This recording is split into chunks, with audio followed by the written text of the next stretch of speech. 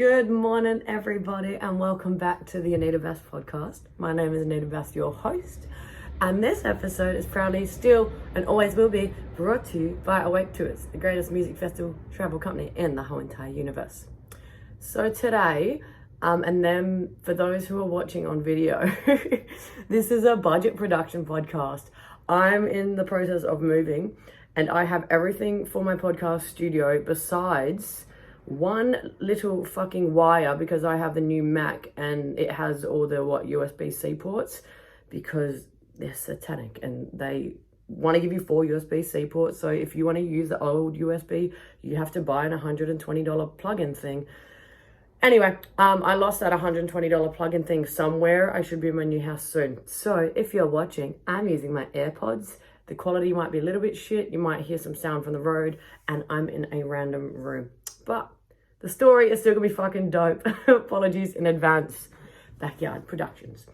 So today, I'm gonna tell the story, well, many little stories, about all the shit that's gone wrong on tours.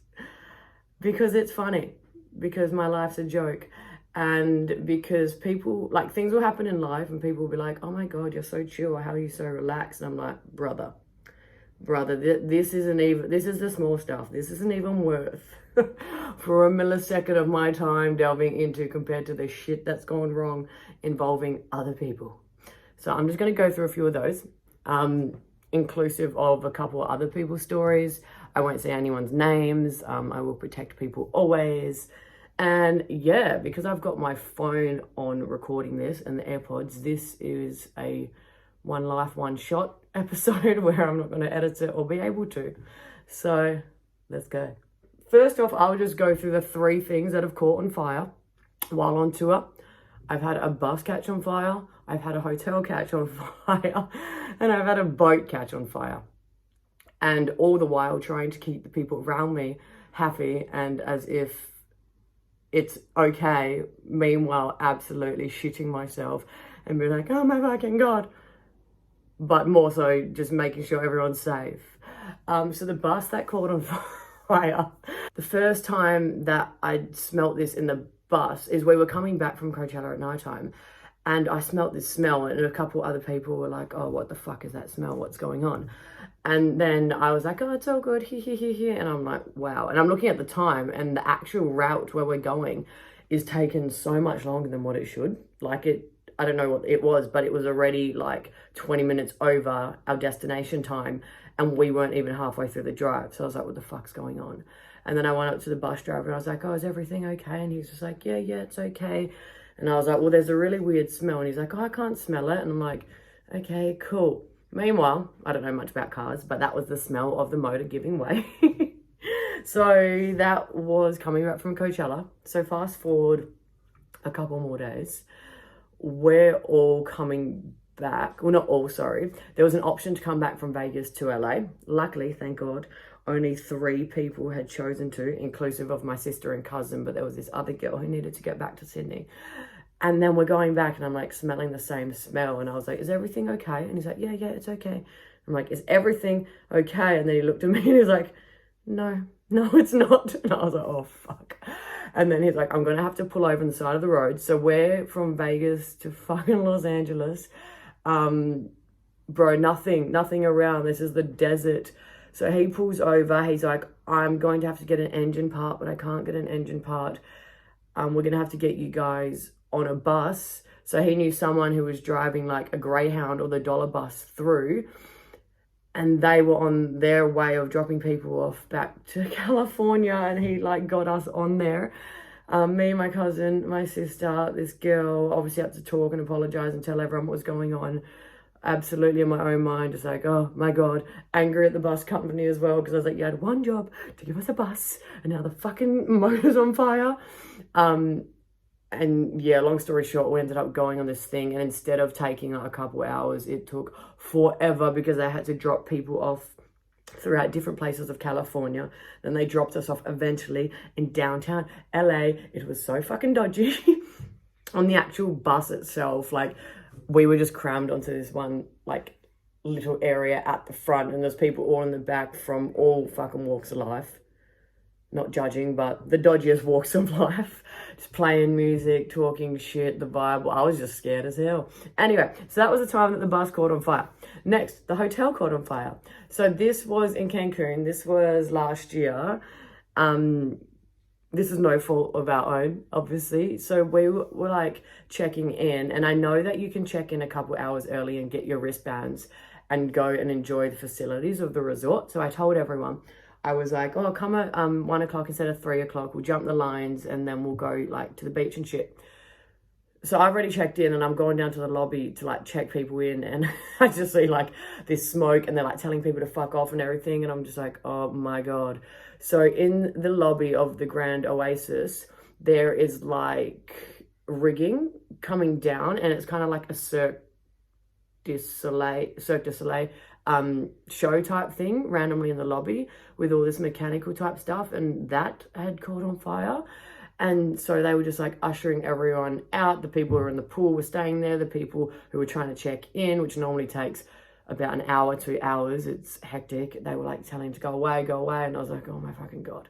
So I had to like somehow find my people. There was this second check-in area, like maybe 100 meters down through another driveway. And the people who were coming for tour thought that like that was the check-in, and so everyone thought they were actually checking in. And then I was trying to find the people who I thought were on my tour to like let them know that it was on fire. And then we got everyone together, and then the people running the show didn't really know where to send us, and they were like, wait in this line. And we were waiting for like maybe 40 minutes, and no one had opened up the check-in counter, and nothing had happened, and everyone was like waiting in this line to nowhere. And then someone eventually was like, who told us to even wait in this line? Then I found a rep who deals with travel agents, and I was like, yo, we give you so much money, can you please somehow just give us wristbands so we can go chill in the back? And she was like, okay, cool, you guys can go in. So I was like getting everyone together. I'm like, all right, guys, we have permission to go through the resort. We'll give them our suitcases, and then we can go and just drink on the beach. We'll go to the bars that are included. And so I got everyone together, we go up, and then we go there, and security's like, no. And I'm like, not no, like, we're allowed to. And he's like, no, you're not. Who said? And I was like, that lady. And she'd gone to help other people. I'm like, oh, I promise, there's a lady that we deal with.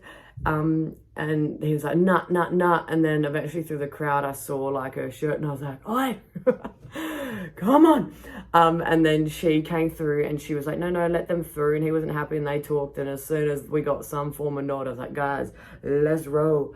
So we rolled, and we went through to the beach area. And Sam, who'd been there for a couple of days, was like, guys, like, money talks, I can organize this. And I was like, we're near the diamond section, we're not going to be able to get through to the diamond section. And he was like, it's fine, Anita, I've been here before.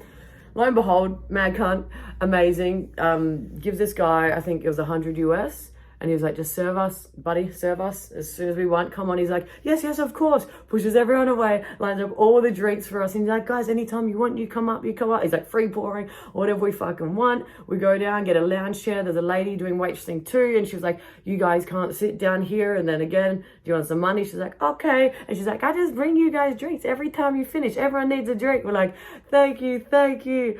And we just chilled on the beach and had like a mini beach party while they sorted out the hotel catching on fire. And then like a few hours later, they opened it all back up, and I was like, everyone get ready, all right, we gotta go out. So it like worked out pretty well, but like thank fuck we saw that lady and she let us through. Otherwise we just would have been in the lobby like waiting with everyone. And it was spring break, and it was the main week of spring break, so like you had all these kids from college all just waiting to check in. Everyone's angry, and I'm like, and luckily we got through. So that was a hotel catching on fire. The next thing catching on fire was the boat. This story I'll go into later a bit more, but like we had a boat for the first year in Croatia, which was promised to have all checks passed, but allegedly was not. This is a reason why I only do mega yachts, and I will never have anything but the best boat on the ocean. The first time we did it, the boat that I got was of the category that just the normal tour boats are, so just like the wooden motor ones. And I'm like, yeah, that's what everyone does tours with.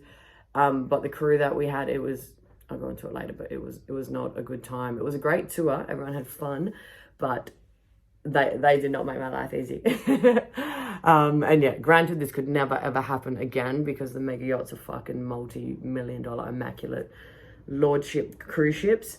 But this one was not. So the boat, we had all gotten off and I'd taken everyone, like we were going out drinking, but 2 guys had stayed back to drink on the boat. And then I got back to pick up something and someone's like, oh, your boat's on fire. And I'm like, what? The fuck do you mean the boat's on fire? He's like, oh, there was like smoke. So we went and told like the captain that the boat's on fire and now he's there trying to figure it out. I was like, oh my God. So I went down and like, I know nothing about boats either, but a fuse or something connected to something and like something was smoking down there.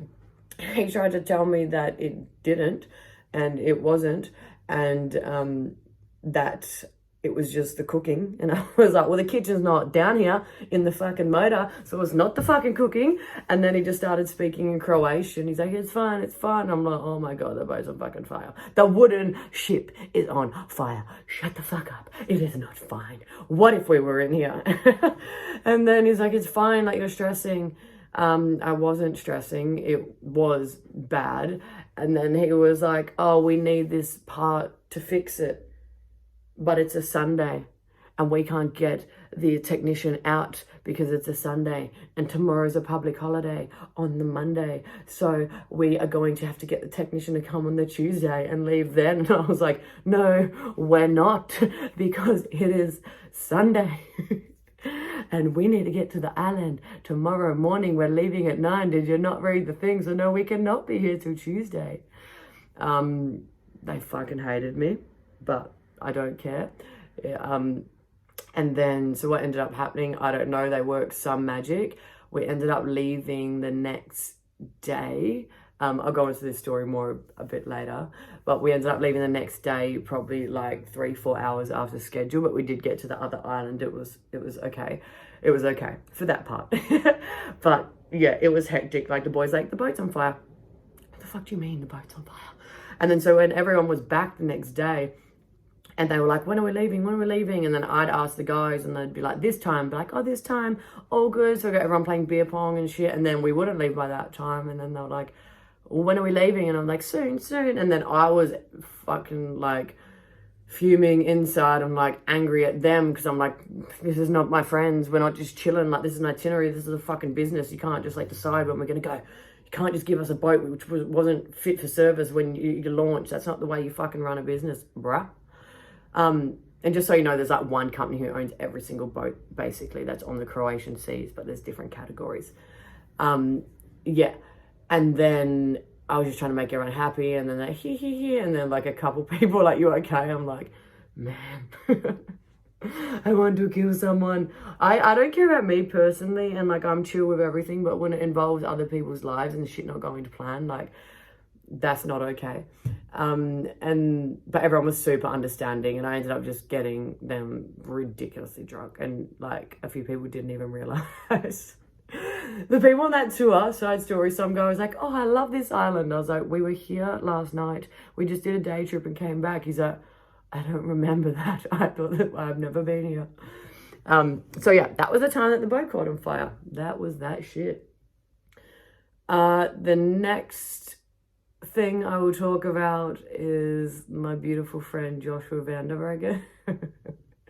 I was going to get him on to do a podcast, but I would just say this stuff in dot point form, because I don't even want to make him go through this, because you realize stuff happens on tour. Stuff happens on tour when you're younger, and then obviously we all stay friends, but then obviously not everyone wants to be held to be remembered as the person that they were when they did that thing 5 years ago, fucked up overseas. Do you know what I mean? So to get people on and tell their stories is like fun and funny, but I understand if people would be weird about it. So that's why I say it. Josh wouldn't be weird about it. He doesn't care at all. Yeah. So Josh pissed on me and he shit on my bed. So let's go into that. Let's tell the story of why that happened. So, oh, bless his little soul. He's so nice. So part of this whole horrible boat situation, he obviously saw that I was stressed, and so he booked me a hotel for the 3 Ultra nights, because we used to end on Ultra. So Josh booked me a hotel, and he's like, hey, I've seen that you're stressed. Instead of sleeping in a hostel, I've booked you a hotel so you could like be by yourself and relax. And I was like, oh, thank you. And a girl had gastro on the boat. And so when we were checking out and taking care of everyone, we didn't want to leave her in Croatia by herself because she was that sick. And so she came with us. And so Josh was like, oh, I'll check you into the hotel. And then she was really sick. And then he's like, you can stay here. We're going to get ready and go to the first night of Ultra. Just stay and do your thing until like you sort it out and make sure you're okay. And then, so we're at Ultra, and then he was like, oh, she's going to stay in there. And then I was like, I don't mean to be rude, but gastro is the fucking most contagious thing in the world. I can't go back to that hotel room because I will get sick and end up like shit myself. And he was like, no. And I was like, no, I don't think you've dealt with gastro. Like, that will happen. You can't be in the same room as him. He's like, no, it's fine. He's like, I'll go there and I'll sleep in the bed, like because I'm quite sure there's 2 beds. He's like, I'll sleep in the room. It's okay. Okay, you do that. And then so I went to the hostel. So then the next day we're going to Ultra, and then he's like, oh, I feel a little bit sick. And I'm like, yeah, like, you should be okay. And he's like, I'm all right. So they went to the and at this time actually we'd got another hotel, like a second one.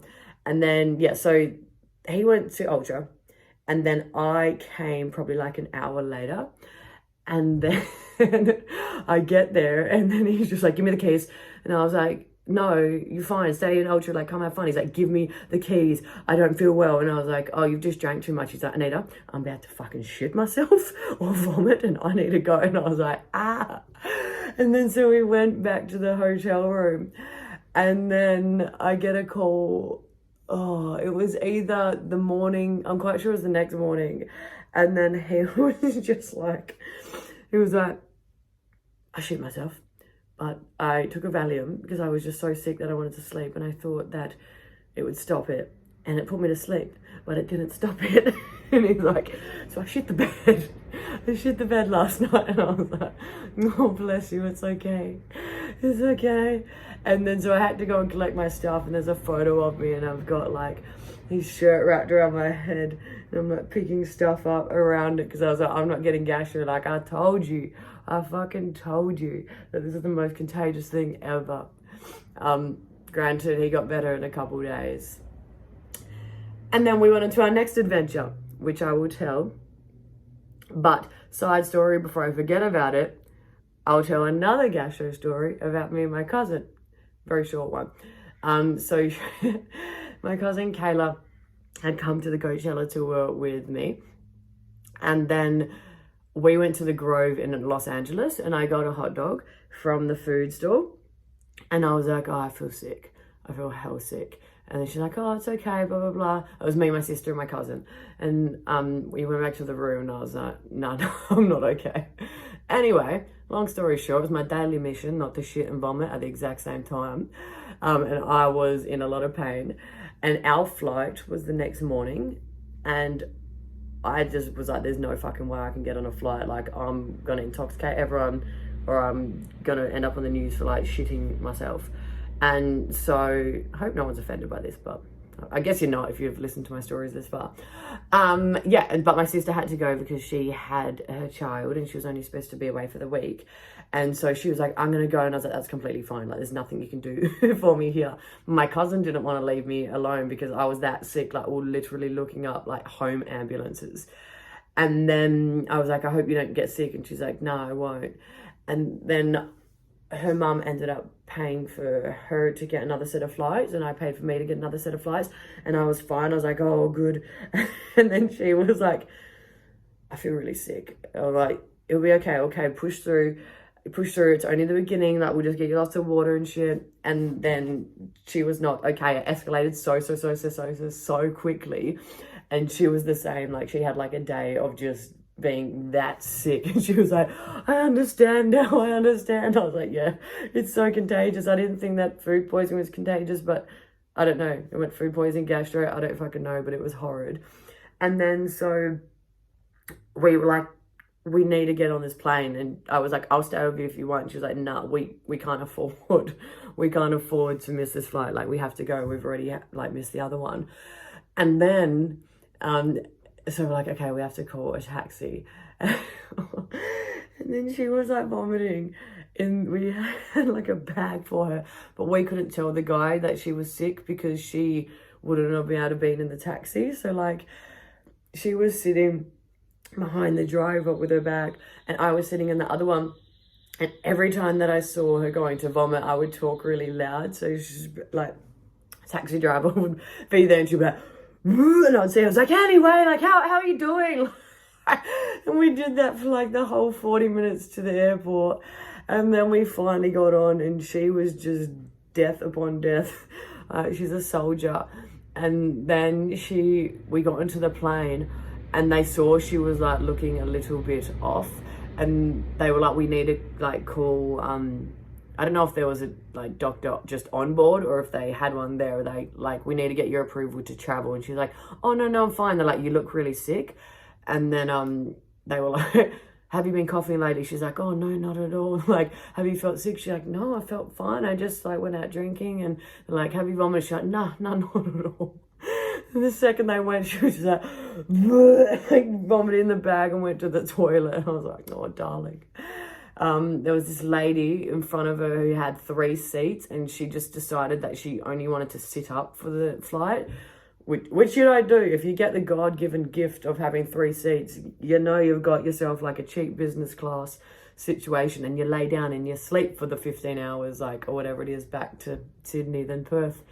And so Kayla was like to the lady, do you mind if we swap seats and I can just lay down and sleep? And the lady was like, oh yes, of course, like, thank God. And then, yeah, she gave up her seat, and then we got to Perth and we were both tired as hell, but she was fine. It was fine, like blew over quickly, but that was another food poisoning story. Okay, so the next story about Josh, how he ended up in the ambulance. So we decided after that boat trip in Croatia to go to Let It Roll Music Festival, because we just had like open itinerary and we're like, oh, we'll go to Prague and we'll go to Let It Roll. And so we got there and we were there for a day, and the setup at the time, nothing against the festival or whatever, but it just like wasn't ideal. Like, it was, so many things went wrong. I won't go into it because I don't want anyone to portray anything in a light, but like so many things went wrong. And then on top of that, it was fucking pouring rain, and we were supposed to be camping, and our tent thing was flooded, and we didn't have a tent to put in our tent space, but we thought that we'd bought a tent and they'd ran out of tents, so we just had a muddy patch of dirt. And Josh and I accidentally bought separate tickets, so he was in a different patch of dirt and I was in a different area, which we couldn't get into each other's, but neither of us had a fucking tent. So that wasn't going to happen. We ended up booking, we're like, oh, the only place available. So we booked this hotel. It ended up being like a labyrinth. Is that a word? A labyrinth, a fort. It was like a hedge maze castle in the middle of Prague, which we found out later is where the artist and shit was staying. But it was actually like in the middle of, we drove to somewhere and it was like big green hills, and it was a castle, and it had all these rooms, and it had a hedge maze, and it had like ye old type restaurants and shit, but there was a hedge maze and there was these games. It was the weirdest accidental thing ever, but we got there and we were like happy as hell because we had the shower and we ended up just putting on sets and having a pre-party and missing half of the second day. And then after that we watched Wilkinson, and then decided, we're like, no, we don't want to go to the last day. We're done. We watched Wilkinson and we watched everyone that we wanted to the other time. Like, let's go home. I mean, let's go on an adventure. So we were in Prague in Germany, and then we had friends from Tomorrowland who we met up with every year, and they were in Kulmbach, Kulmbach,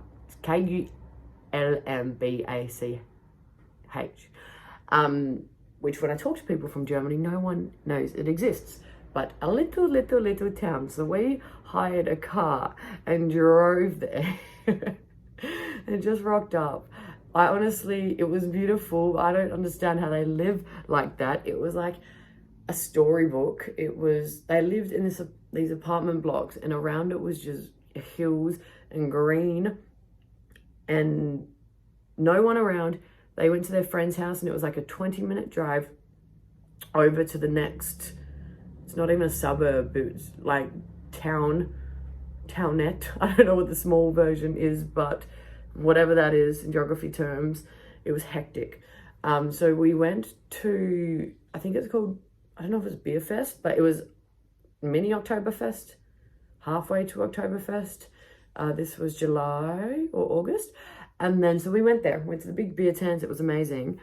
And then they were like, don't drink one stein because you'll get fucked up. Like, we've been coming here for years, and if you drink one stein, you're gonna be legless. And then Josh, just being the overachiever that he is, got one of the big ass heavy steins and just fucking necked the whole entire thing. He's like, woo!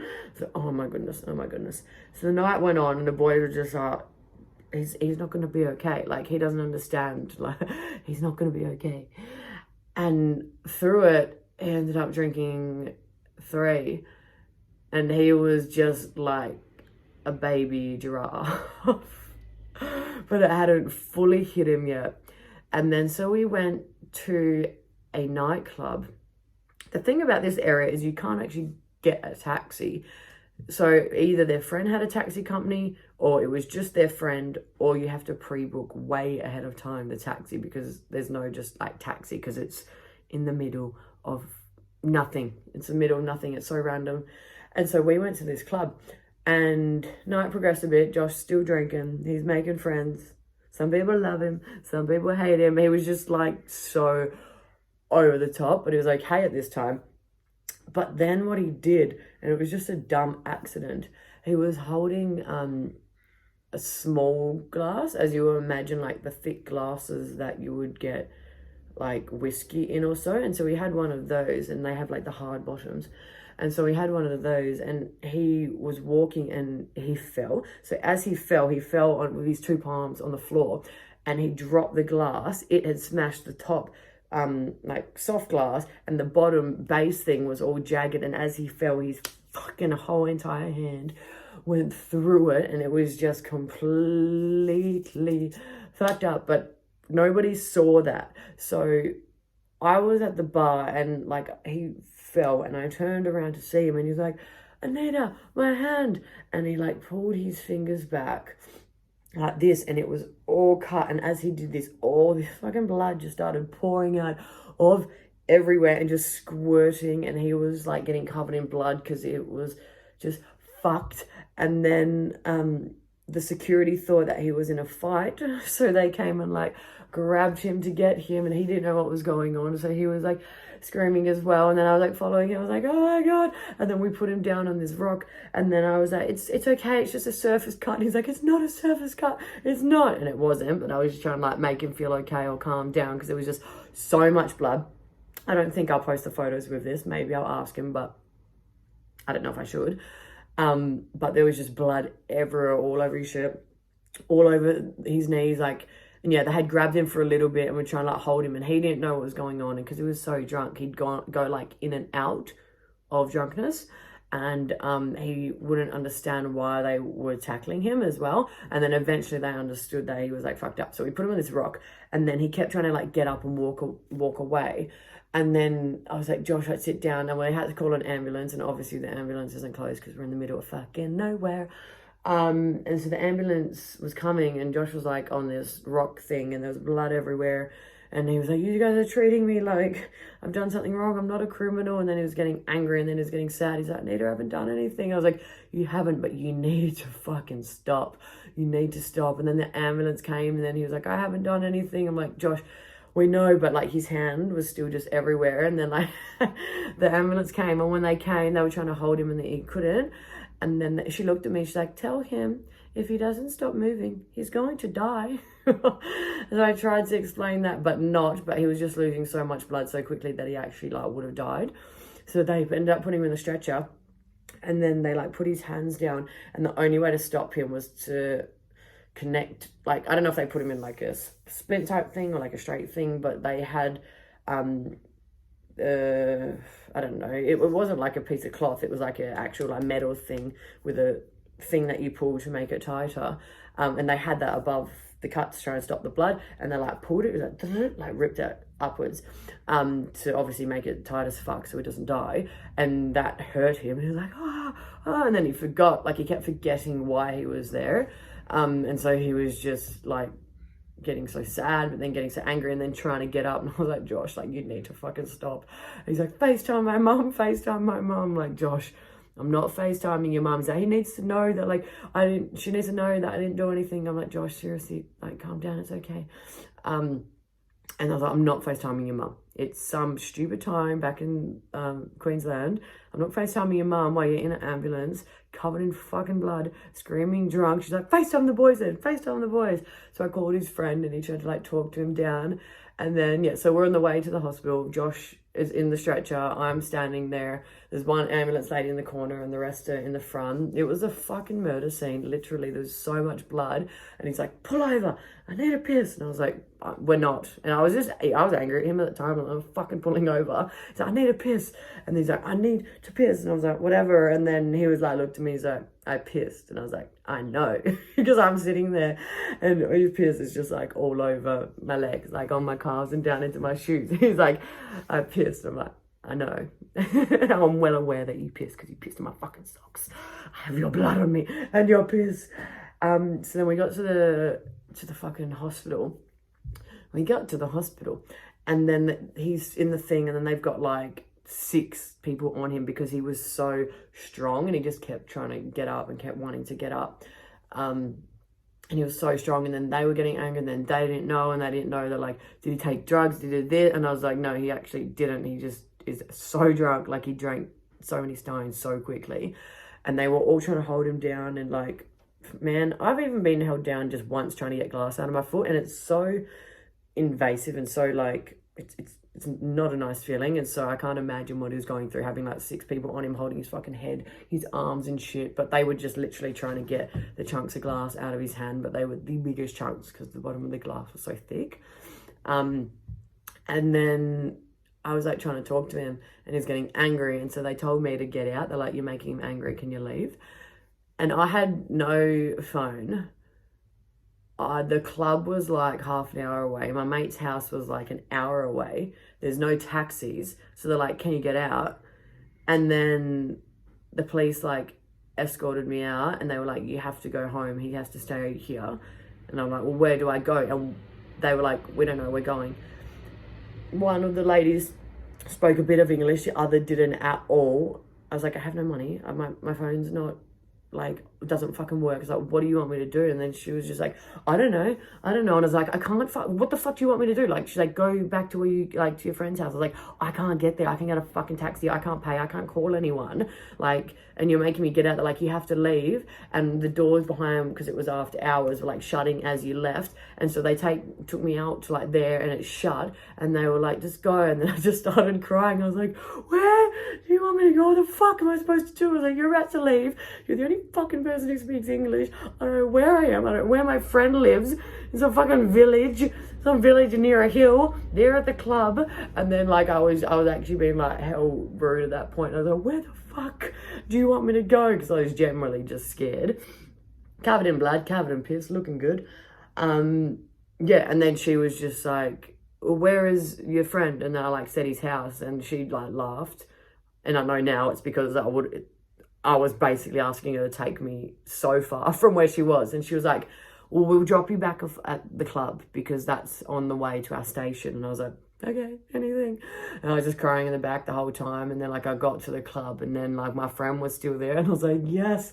But like I wasn't happy. I was literally just like traumatized, but not traumatized, it's a bit much, but like just so taken back by like what had just happened because it was just so much blood and just to see Josh in so much pain and just to see how like his hand it was like it was grinded, like the meat, it was so disgusting. And to have him angry and trying to calm him down, then have him angry at me, and then have them angry at me, and then to know he was in pain, like I was just like, this is such a shit situation. And then my friends in the club were like, oh, how you going? Do you want a drink? Rah, rah. And I was like, you don't know what I just went through. I don't want to party. I'm like, I'm not here to party. I'm just here because I don't know where the fuck to go. And then they were like, oh, it's all right. And I like tried to explain what had just happened like in its entirety. And they obviously, they're like, it's okay, just chill. And I just like sat in the club. Still blood in the club. To this day, apparently they call him fucking Josh. They all had to get like blood tests, everyone who worked there. Anyway, so I went back to my friend's house with him and I slept. And then the next day, I was like, I have to find Josh because we had to return the hire car that day. And then, oh God. And then so I was like, I don't know what fucking hospital he's in. I have no idea what fucking hospital we were in. Like, and then my mate was like, there's 2 hospitals. They're both like an hour away. So yeah, and I was like, oh my God. So I just picked one and then I drove there. Granted, I don't have my license. Granted, it's on the other side of the car, on the other side of the road. And I hadn't driven manual in years, and it was a manual. The car was in Josh's name. And so I just drove to this thing and then I was like, no, I don't recognize this at all. And all I had was his passport. And then I went there and then I stopped and then I was like, I don't know where the fuck he is. And so I was like, this isn't it. So I got back in my car and was driving around and I was like, oh my God, I'm going to run out of petrol. So I did a couple laps, found a petrol station. I was like, I'll try that hospital again. So I just went up to like one of the desks and I just put his passport up and she's like, oh yes, he's here. And I was like, oh my God. And I was like, where is he? He's like, oh, he's in his room. Like, do you want to see him? Like, are you going to pay for him to get out? And I was like, no, just tell me where he is. Tell me where he is. And then so I went there and I like got into the room. He's like, hello. He remembered basically nothing. And I was like, what the fuck you put me through? And he was like, what? He's like, why are you angry? I was like, bro, do you even have any idea? What happened last night? And then he like tried to explain. I was like, oh my God. As long as you're okay. And then he was like, they had to replace 50% of the blood in my body. I'm half German. He started laughing and then he's like, this is going to be so expensive. And they keep saying that like, I need to stay for a few more days, but I can't get out until I pay. And then so he was like, I need to do a runner. And I'm like, you can't do a runner. And he's like attached to all the bags and stuff. I'm like, you're not doing a runner. He put me through enough shit. I'm not fucking putting you on this drip and taking you out. And he's like, I need to. And I was like, for your like health, you can't even do a runner. And he's like, yeah. And he said, we're gonna have to pay something. And then, oh my God. And I remember just looking out the window and I was making a vlog about it. And then I was like interviewing him. He's like, welcome to Kumbat, my new home. I'm actually gonna have to get a job at the bar until I make enough money to fund how much this fucking hospital bill is going to be. And then I literally wrote down instructions for him on how to get out of there because I was like, Josh, the hire car needs to go back. And he's like, yeah, I'm going to have to stay for a few days. And I was like, we need to take the hire car back. Where was it? It was in Prague. And then I was like, we need to take the hire car back. He's like, you drive. You just do what you need to do. And then I'll either meet you there or I'll go home. And we'll see like how long he has to stay. So then I literally wrote instructions because at that time, I don't think his phone didn't work, but he had Wi-Fi in the hospital, I'm quite sure. And so I wrote down on a piece of paper instructions when he got to leave or whether he wanted to make a runner on his own accord when I wasn't there, the instructions of how to get out. So it was literally like, get out of hospital, turn left, do this, bus number 3, this time, get off, Prague, go here, go to the airport. And like, I wrote it down. I was like, this is all you now. This is all you. Oh my God. And yeah, they discharged him, I think a few days later. I went back to Prague, shitting myself. I took the wrong turn. I, instead of going along the freeways and highways, the way that we came through all like the local stuff, I accidentally went the quicker way and went through the forest. So I didn't see anyone for hours or petrol stations. And I was like, yep, just add to it. Don't even have my license. Haven't driven a manual. Unsure how to change the manual thing in this other side road car. Shitting myself. But yeah. And then Josh ended up getting a plane back home. And so we just decided that that trip was the funniest but shittest time of his life, between getting gastro, getting sick. Oh, in the middle of him getting gastro from Croatia and us meeting up in Germany, we went to Tomorrowland, and he went to go jump. He went to go toilet behind a bush, and he went to jump and just like pretend to do parkour, just like be funny. And instead of jump, this is the worst trip of his life. Oh, I love you, Josh. Instead of jumping like onto grass, he didn't realize, but it was a gutter. So like a semicircle big gutter. So when he jumped on what he thought was grass, he rolled his ankle, bro, fatter than any rolled ankle I've ever seen in my whole entire life. And it just swelled up. He missed a day of Tomorrowland. Oh man, it was like 2 of my calves put together, and that's pretty big. But yeah, he had the fattest, bluest, purplest ankle. It was so fucking intense. So he just had the worst trip, from getting gastro, the ankle, everything in between, missed Tomorrowland, ended up coming to Prague, was running on the ankle, and every time he got drunk, I was like, Josh, your foot, because normally he's like, oh, the foot, and then he'd get drunk and just be walking and running and jumping, and I'm like, Josh, the fucking foot. And there's this video that I have on my camera, and because I have like not many videos at all, and the only video that I had is us like on this bar crawl, and I'm like, and he's just like running like up to this pole to tap it, and I was like, Josh, the foot, and he's like, fuck the foot. And when we saw that on my camera, we just fucking lost it, because we didn't expect that at all. Oh man, because every day he'd like literally put his tiptoe down and be like, oh, that hurts so much. And when he was drunk, he was just doing triathlons on the foot and not caring at all. So then he did his hand, then he fucking went to German hospital, pissed on me, shit on me, blood. And yeah, we're still friends. We're still very good friends. It actually was team building. I love him. And yes, so that was the Josh story. Alrighty, so next, we've had someone go to hospital and someone go to prison. I won't go into detail because it's their stories. But yeah, just when people are like, oh, has this happened? I'm like, yeah, basically. We had somebody go to hospital just because they were sick and exhausted.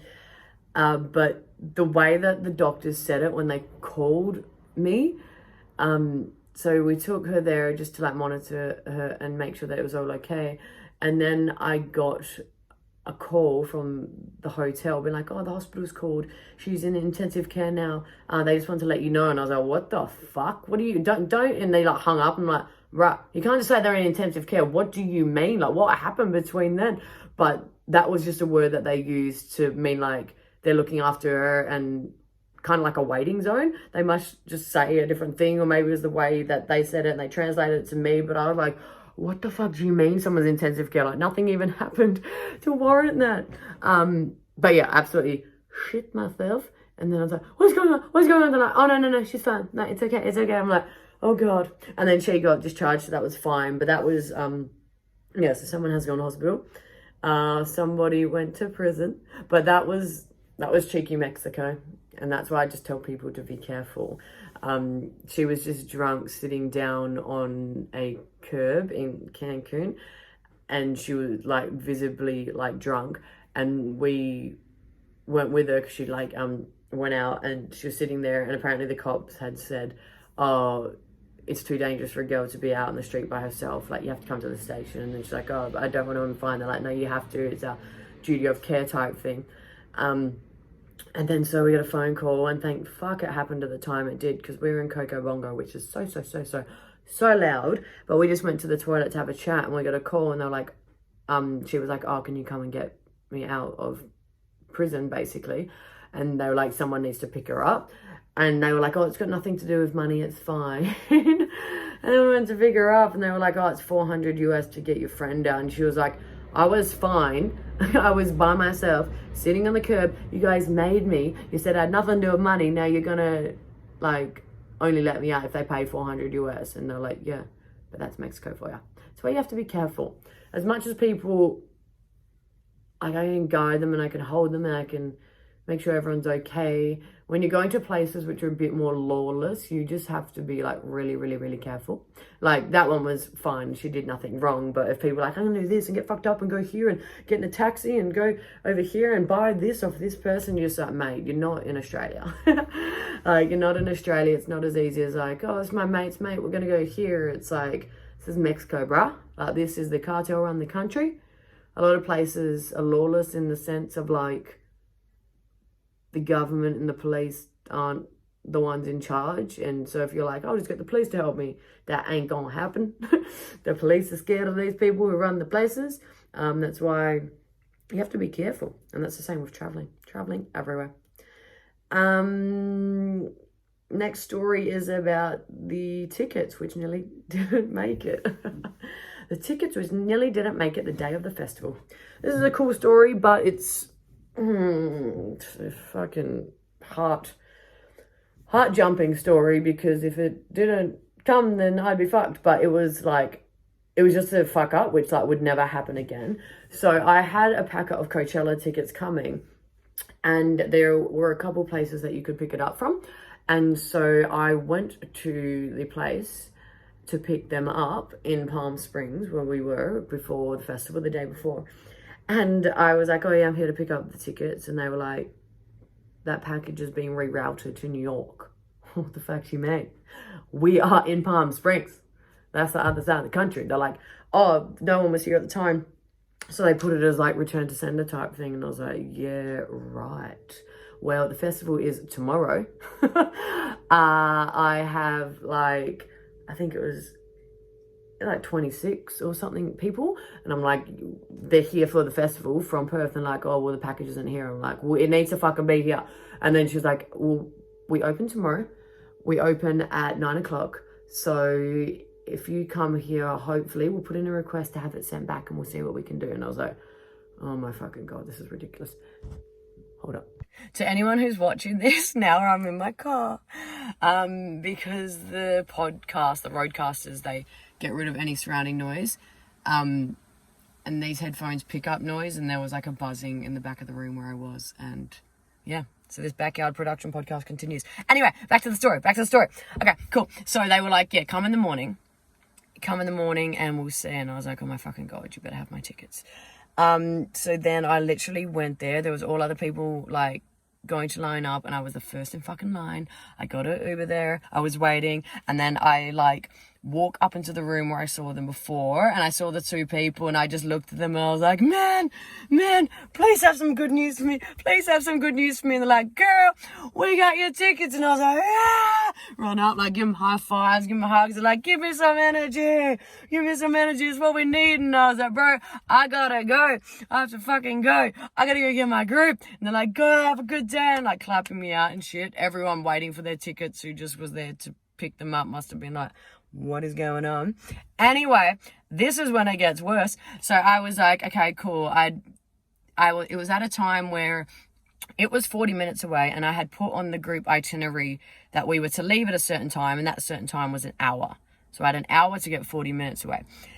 And so I went to the desk and I was like, hey, can I please get a taxi or Uber ordered to go to this address? And she was like, oh no, honey, it's Coachella Day, about a 3-hour wait. And I was like, I need to get there. And she's like, we actually can't do anything, like, it's Coachella, it's Palm Springs, like, we're limited and everything's booked out. We can put you down if you want. And I'm like, oh my fucking god.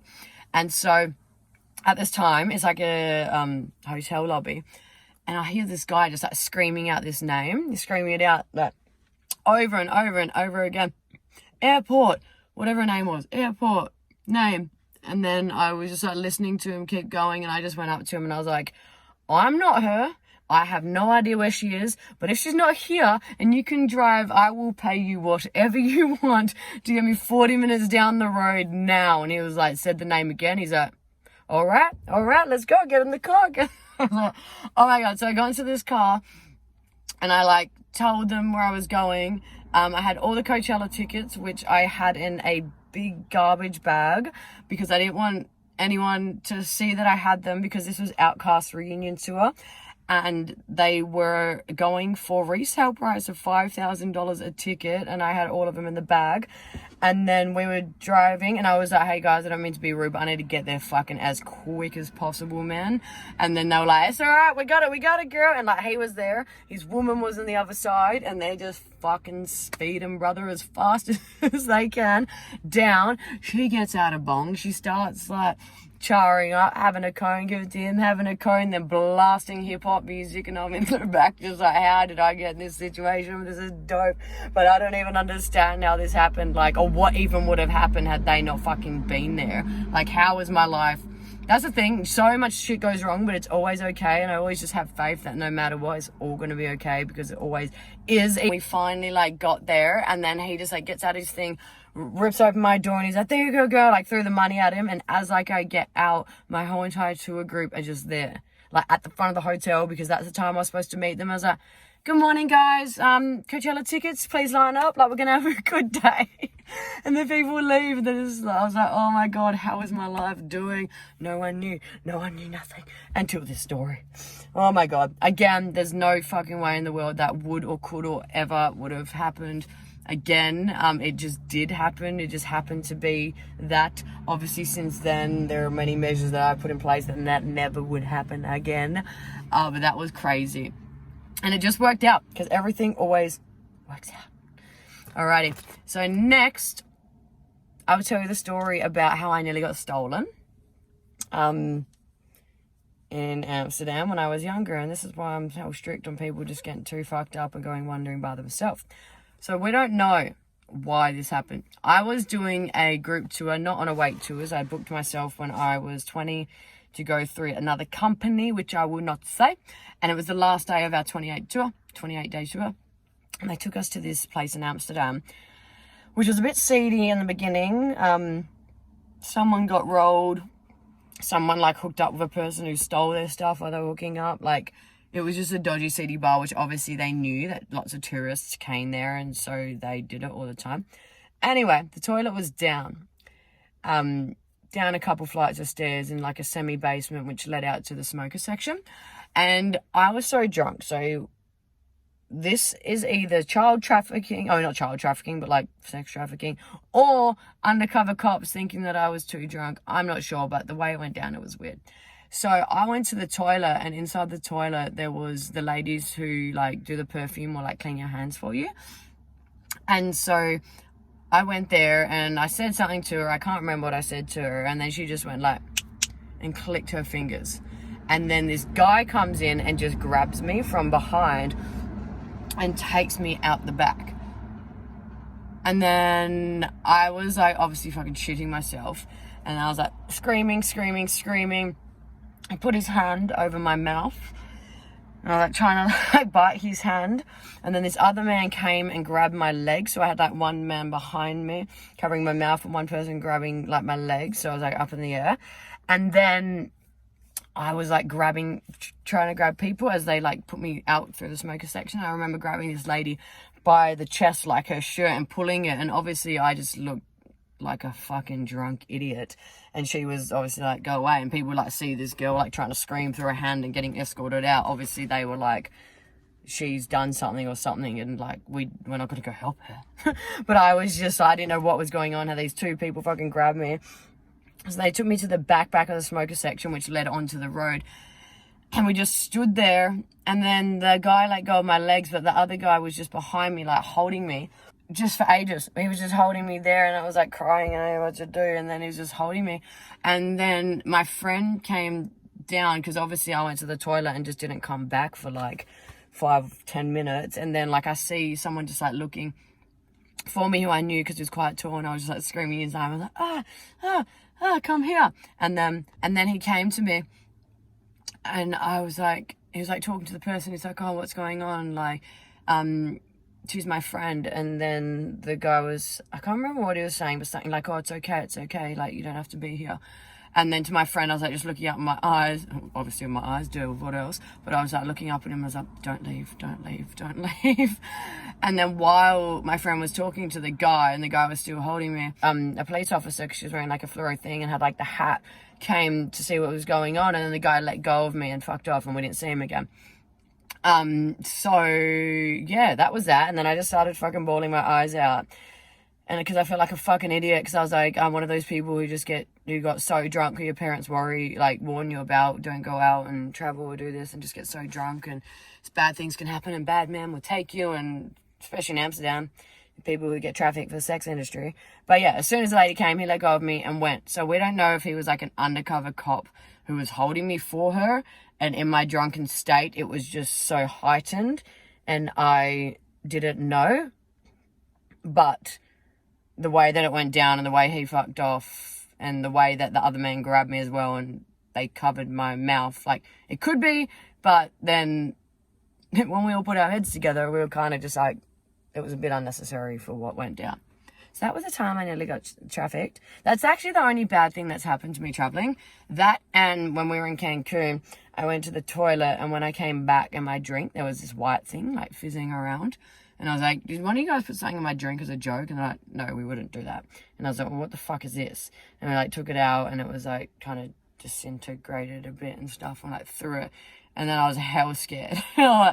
Obviously don't leave your drink alone. And then I told my friend who was a local, and he's like, oh, they do that all the time. They even do it to men for money or to use you or whatever. He's like, never, ever, ever leave your drink alone. I'm like, I'm such a fucking idiot. But yeah, they're the two things bad that have happened to me. People are like, oh, aren't you scared, blah, blah, blah.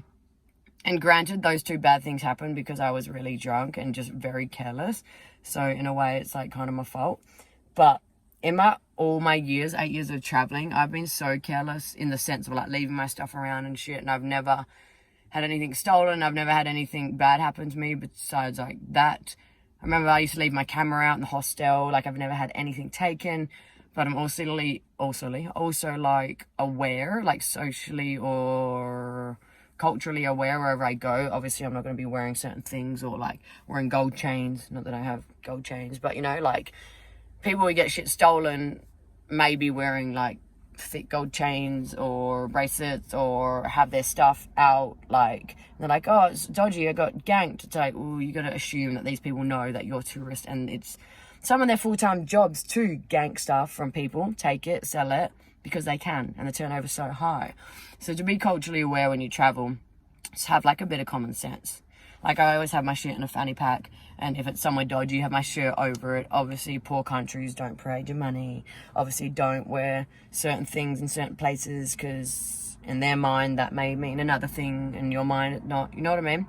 So yeah, besides those two things, which is partly my fault for being so drunk, nothing bad's happened, so don't be scared. I guess people are like, oh, I don't want to travel, I'm scared. I'm like, well, use me as your after thing, because if I didn't travel, I wouldn't have 8 years of memory, and it's been sweet. Like, it's been fine.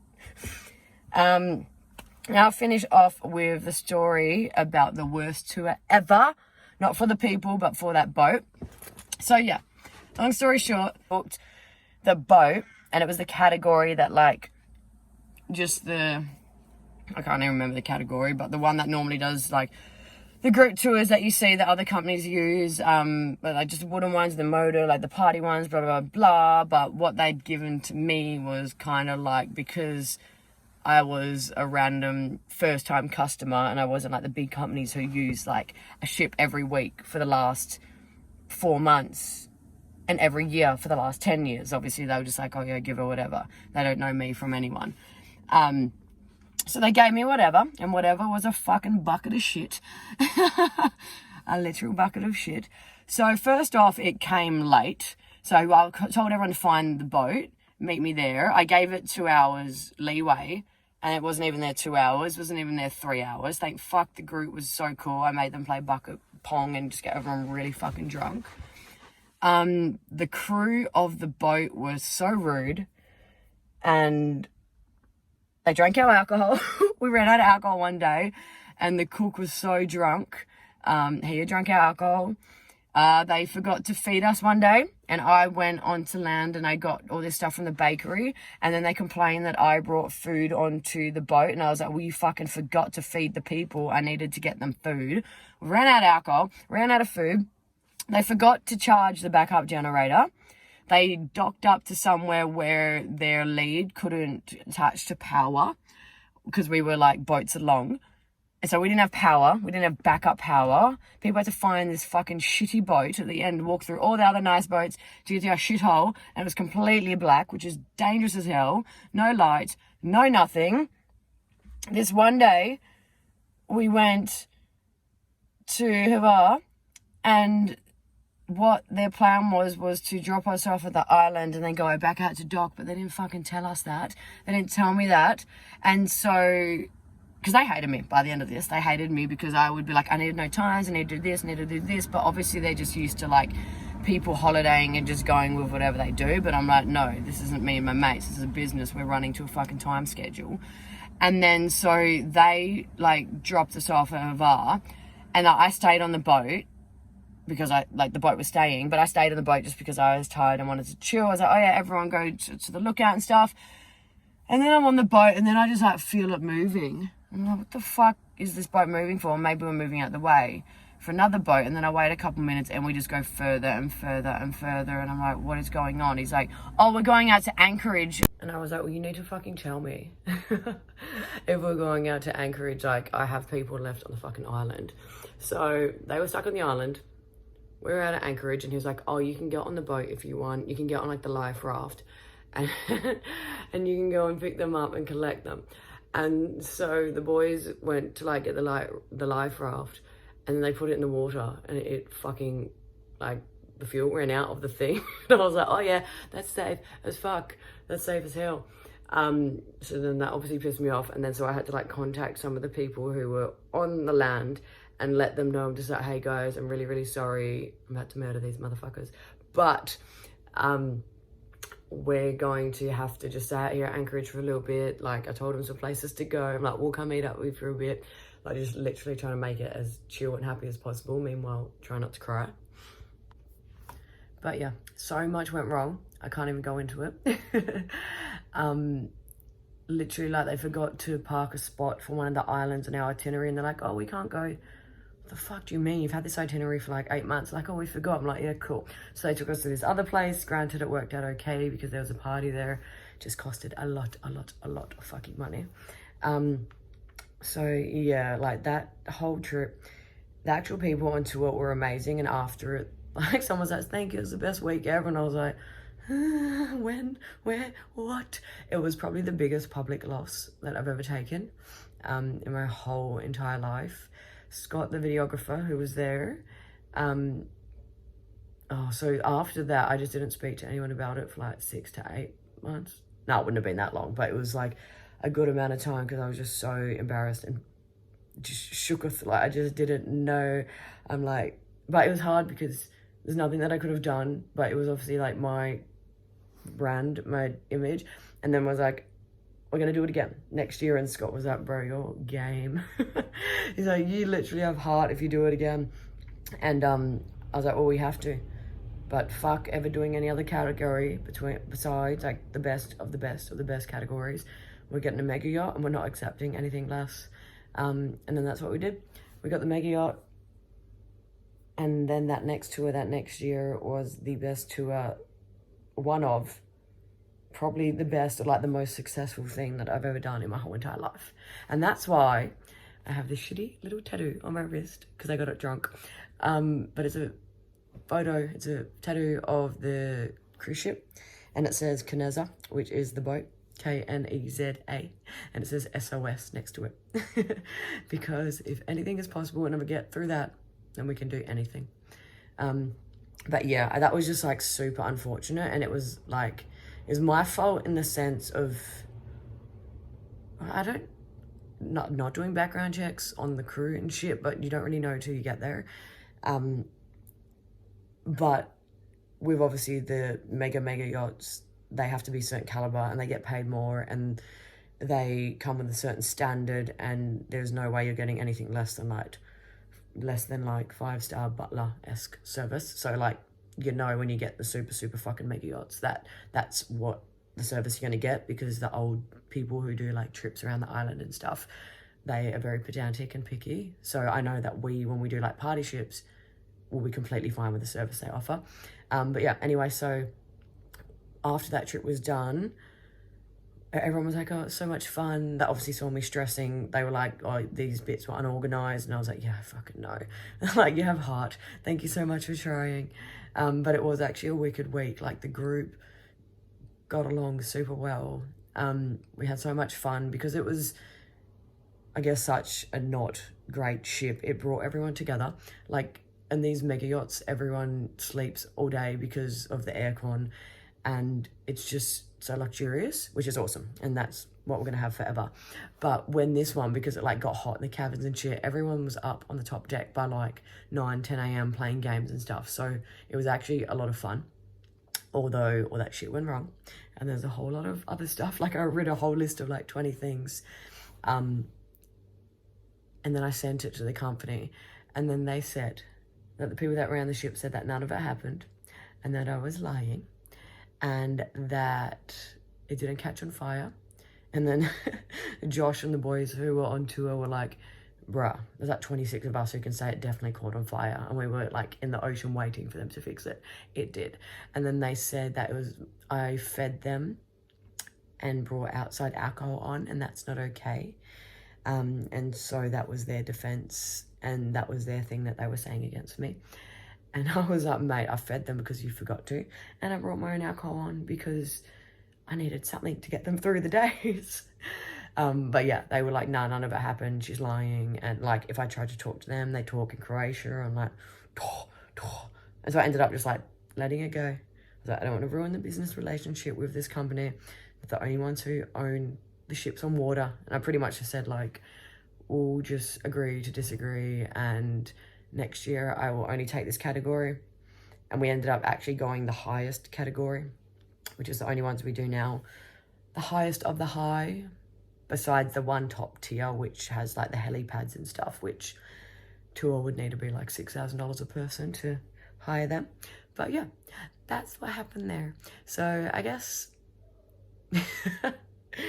so I remember just being on the top of the boat when all that shit was going wrong and just wanting to jump in the water and swim to an island because I was so embarrassed of what was going on, and because it was so not to plan. Like, I had daily tasks and daily games and shit, and I couldn't do anything, and I couldn't really be there fully for the people. But thank God I had amazing humans, because like, they could have easily made it the shittest tour, or complained, or put in a bad review, and no one said anything bad. And no one was like, oh, we want our money back, this. Like, they were like, thank you so much for trying, and that was like fun.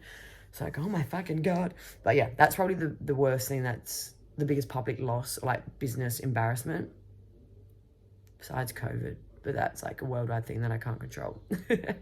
So yeah, these are some of my stories of things that I can remember of that have gone wrong on tour and my travels and funny stuff. And so I hope y'all enjoyed it. And also, like, I guess I can just give some background when people are like, why aren't you stressed about this? Why aren't you stressed about this?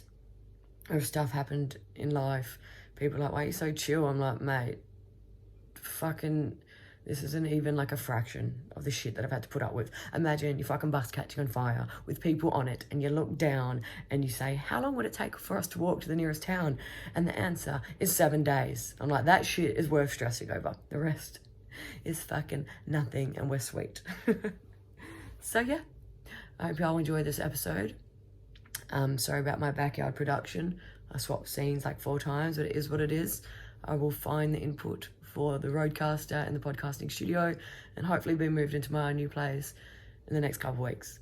So, I love ya, and speak to you next time.